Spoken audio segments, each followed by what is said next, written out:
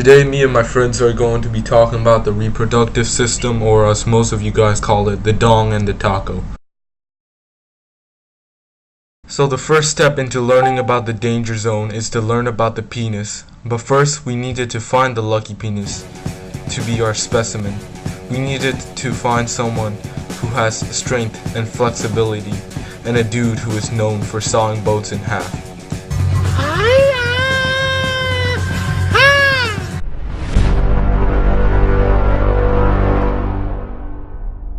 This man is Phil Swift.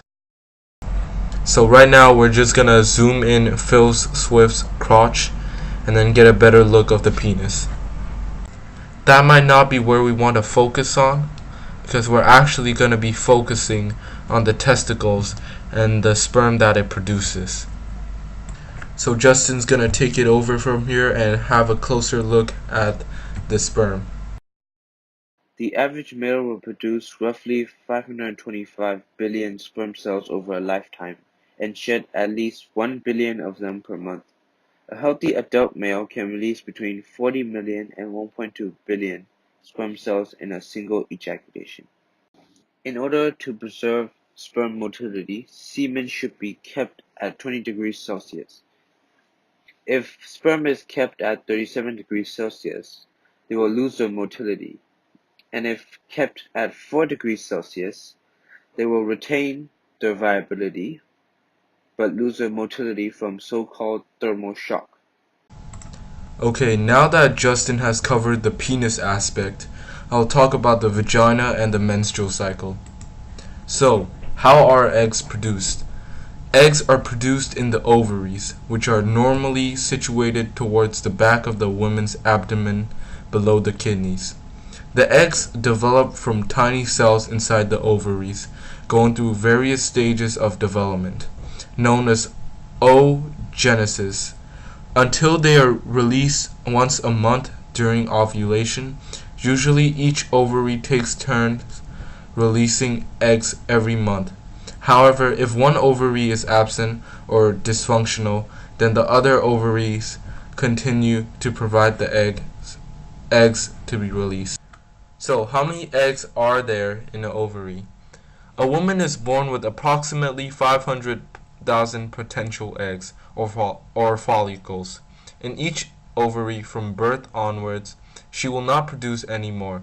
In fact, the number of eggs will steadily decline over her lifetime and be absorbed back into the body in a process known as atresia.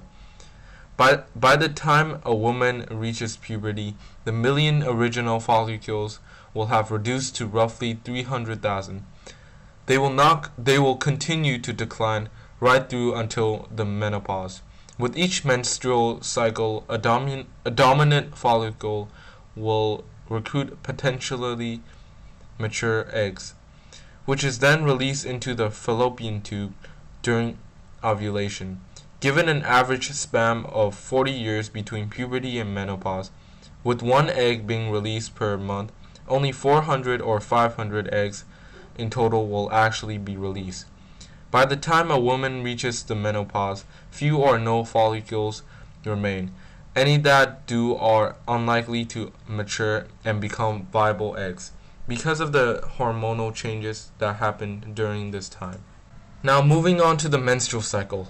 There are 4 phases in the menstrual cycle: the follicular phase, ovulatory phase, and the final phase, the luteal phase. This phase of the menstrual cycle occurs from approximately day 1 to 14. Day 1 is the first day of bright red bleeding, and the end of this phase is marked by ovulation. While menstrual bleeding does happen in the early part of this phase, the ovaries are simultaneously preparing to ovulate again. The pituitary gland, located at the base of the brain, releases a hormone called FSH, follicular stimulating hormone. This hormone causes several follicles to rise on the surface of the ovary. These fluid-filled bumps each contain an egg. Eventually, one of these follicles becomes dominant, and within it develops a single mature egg. The other follicles shrink back, If more than one follicle reaches maturity, this can lead to twins or more. The maturing follicle produces the hormone estrogen, which increases over the follicular phase and peaks in the day or two prior to ovulation. The lining of the uterus becomes thicker and more enriched with blood in the second part of the phase.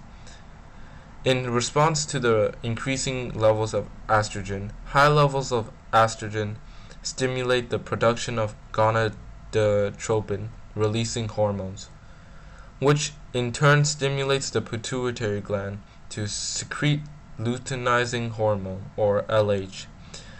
On about day 12, surges in LH and FSH cause the egg to be released from the follicle.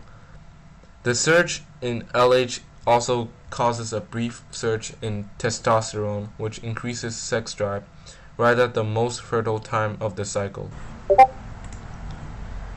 The second phase, a voluntary phase, is the release of a mature egg, which happens on day 14 as a result of a surge in LH and FSH over the previous day. After release, the egg enters the fallopian tube, where fertilization may take place if sperm are present.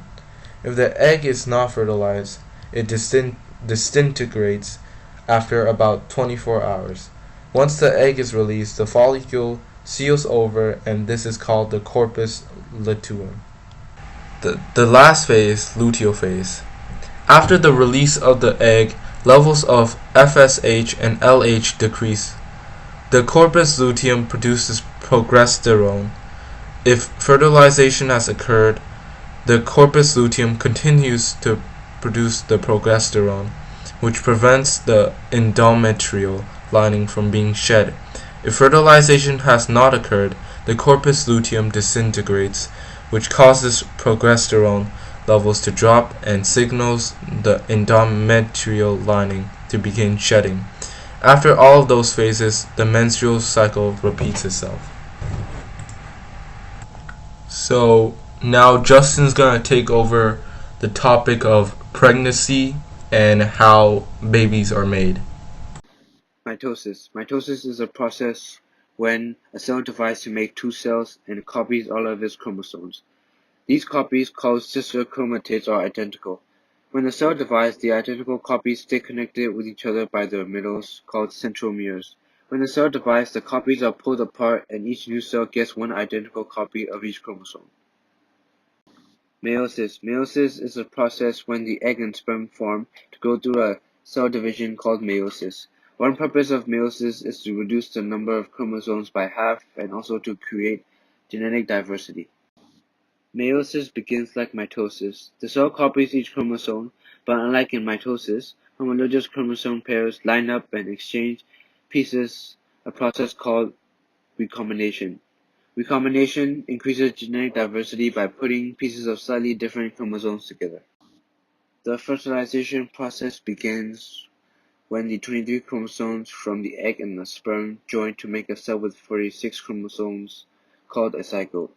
For each chromosome pair, one homologous chromosome came from each parent. They have the same genes arranged in the same order, but there are small variations in the DNA letters of those genes.